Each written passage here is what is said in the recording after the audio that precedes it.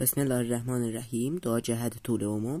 سید ابن طاووس به سند معتبر از جمیل ابن دراج روایت کرده است که مردی به خدمت حضرت امام جعفر صادق آمد و گفت: ای مولای من سنم بالا رفته و خویشاوندان من مردن و مونسی ندارم و میترسم مرگ نیز مرا دریابد و اگر و درازی عمر خود و خویشان خود را خواهی این دعا را دست هر نماز بخوان: اللهم تا احبتن.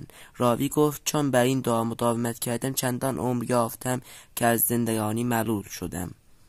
این دعا: اللهم صل علی محمد و آل محمد، اللهم ان رسولک الصادق مصدق صلواتک علیه و الی قال انک قلت ما تردت فی شیء انا فاعله و غیره تا من احبتن.